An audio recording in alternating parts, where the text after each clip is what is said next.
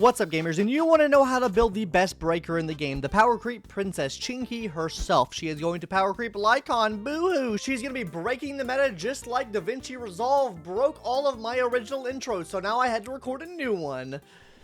Anyways, gamers, we're going to be talking about everything you need to build her, how she actually works, and everything like that. So, yeah, deal with the scuffed intro, and let's hop into the video. So, let's go ahead and first start off with her basic attack and basic attack chain. Basically, see what I did there? Very, very simple. You spam the attack button. Who would have thought? But the reason you spam the attack button, guys, is because you hit 1, 2, 3, and then after the third hit, you just keep spamming the button, and she does her little hologram attack where she goes, pew, pew, pew, pew, pew, pew, pew.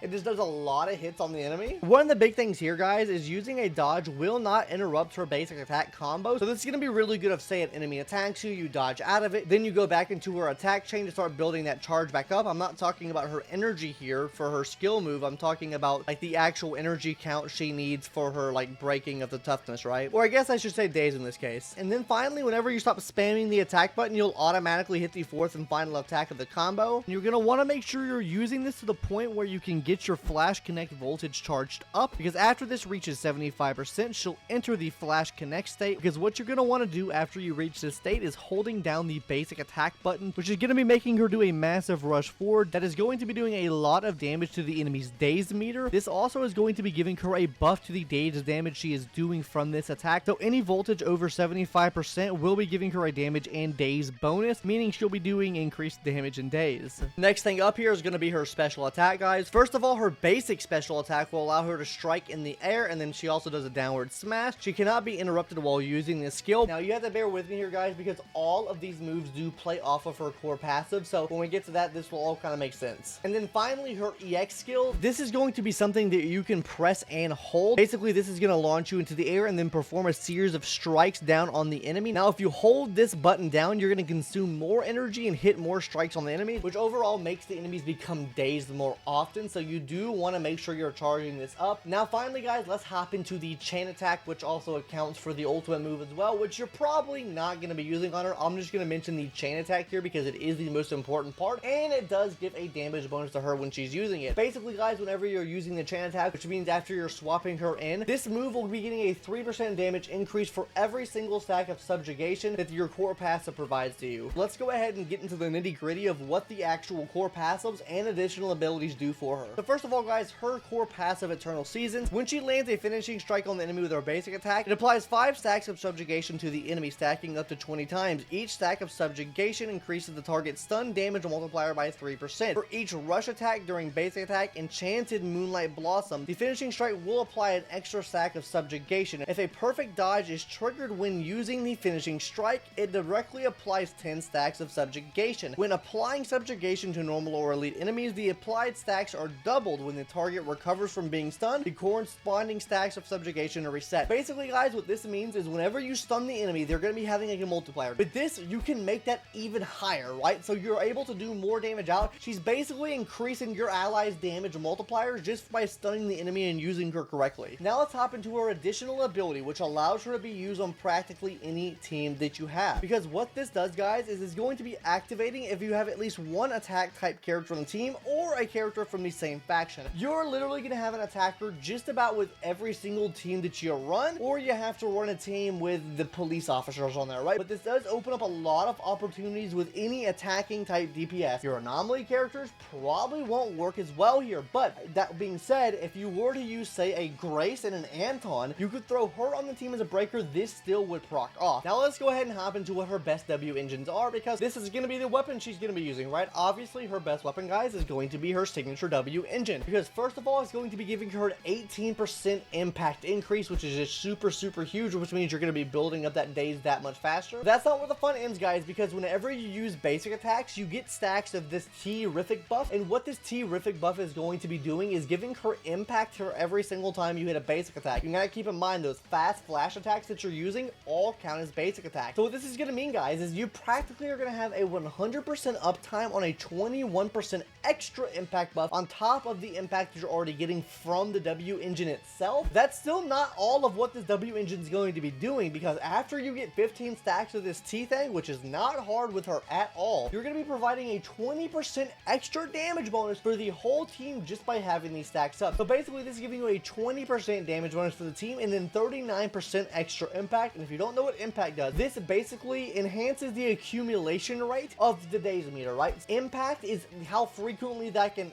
pop off. That's my take of it anyways. Let me know if I'm wrong in the comment section down below, but that's my understanding of how it works. So yes, that will be her best in slot W engine, but other W engines you can use either one of these two W engines as well. They're both 5-star W engines that you can use if you really want to use these W engines on her. These two are going to be the second and third best in slot, but this is where I want to talk about why I think she is so free to play friendly. Her best non-S rank W engine is actually going to be Steam Oven. This is going to be a completely free to play W engine that you can get from the shop. You can literally craft this in the shop. This is going to be super huge, guys, because it's going to be giving her energy regen for a base stat, and on top of this, guys, for every energy accumulated, it's going to be increasing her impact by 3.2%, stacking up to 8 times, which gives you a 25% buff to your impact. Now, whenever you use your energy, this is going to you have 8 seconds to basically use this, right? But it honestly does kind of work out pretty well, because whenever you're using her special attack anyways, you're going to be like practically breaking the enemy regardless. So this kind of ensures that you can do that as fast as possible, and then she kind of pops off the field. Right now, this is nowhere close to what her signatures can provide, but this is still a really good option here. This is the 4th best in slot that I can recommend for you guys. But that's all I wanted to touch on W engines. Now let's go ahead and talk about disk drives. Now, she is a breaking character, so this should be kind of self-explanatory of what you would actually need here, guys. I think this goes without saying for every single or almost every single support character in the game. You're going to want a 2-piece swing jazz. This is one of the most beneficial sets in the game, and if you have a Zhu Yan on your account, you probably have some of these pieces because you've been farming for chaotic metal, which also gives you this set as well, so you can actually utilize your farming for your Zhu Yan if you had her, of course, and then throw these swing jazz pieces onto your Qingyi. Now, this is her best 2-piece in slot, obviously, because it gives her 20% extra energy regen, but the best 4-piece set that you can run on her is going to be the 4-piece Shock Star Disco. This is going to be increasing her impact by 6%, and then on top of this, guys, after using basic attacks, dash attacks, dodge counter, special attacks, ES specials, you can inflict 15% more days onto the target. So this is going to be really good for her because her main target is who you're going to be wanting to stun anyway. So this overall just helps her break down the enemy faster, so you're able to swap to your other DPS more efficiently and get more damage out more frequently. So really, really good in my book. This is the absolute best set that I recommend. I know you probably could run a hybrid of like a 2-2-2 of like 2-piece swing jazz, 2-piece shock star, and then 2-piece thunder metal. They make her kind of more like a sub DPS. I honestly recommend a 4-piece shock star, but that is another viable option if you want to run a 2-piece, 2-piece, 2-piece. Now let's go ahead and hop into the main and subsets you're going to be wanting on your Qingyi. On your 4 slot, guys, you're going to be wanting to focus on either crit rate or crit damage. This just really allows her to get extra damage potential out because she can be kind of used like a sub DPS. So putting crit rate or crit damage here to get your ratios in check can actually help you out a lot. In perpetuity with how much damage she's able to provide with the team, considering she doesn't really provide any other buffs outside of like increasing the days multiplier that the enemy's going to have after they're broken. This right here is going to be really nice just to ensure you're doing damage while you're actually breaking the enemy down. Now let's hop into number 5, which can be electric damage or attack percentage. Now,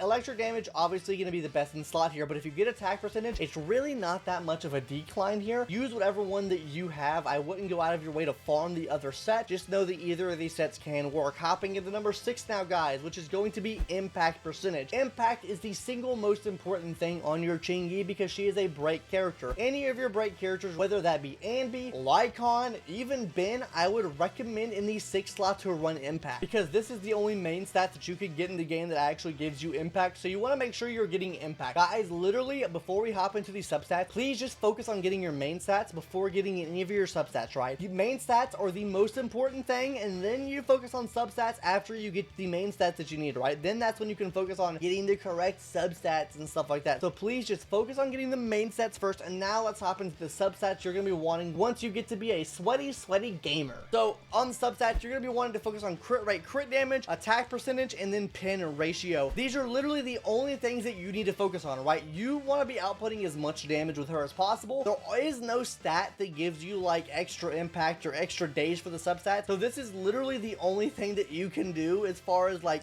getting substats. So that's why I said really here, focus on getting the main stats, especially on that 6-piece. Make sure you're getting impact percentage. That's going to be absolutely clutch for you to get that. Screw the substats on that piece. Literally just get an impact piece, level it up, and just run with it. That's what I would recommend there. Maybe the other pieces, don't level them up if you don't have at least 2 decent substats on them, but especially for the impact, make sure you level that impact up because it is going to be super, super detrimental to what you're able to do with her. Now, let's hop into the part you've been waiting for, maybe, right? Teams. What are the best teams for her, right? Because she can be ran on so many teams. I mentioned it earlier in the video. She works so well for many teams.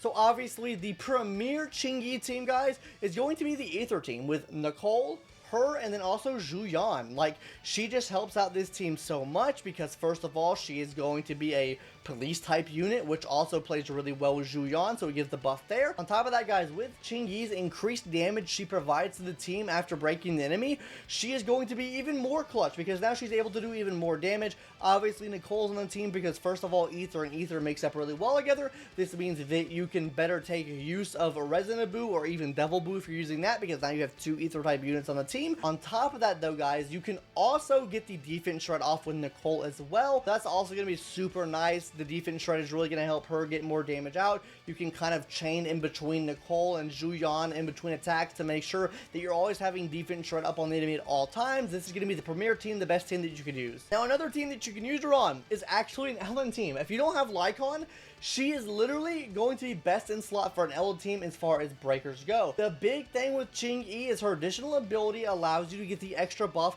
with an attacker. So with Ellen already being an attacker, you are getting that buff absolutely for free, and then you're getting the ice buff as well to make sure you're maximizing your team-wide buffs with a Shokaku as well, right? So this is going to be like a match made in heaven, especially if you don't have a Lycon in their account. Another team which I mentioned earlier, a Anton team. This is a full shock team, a mono shock team.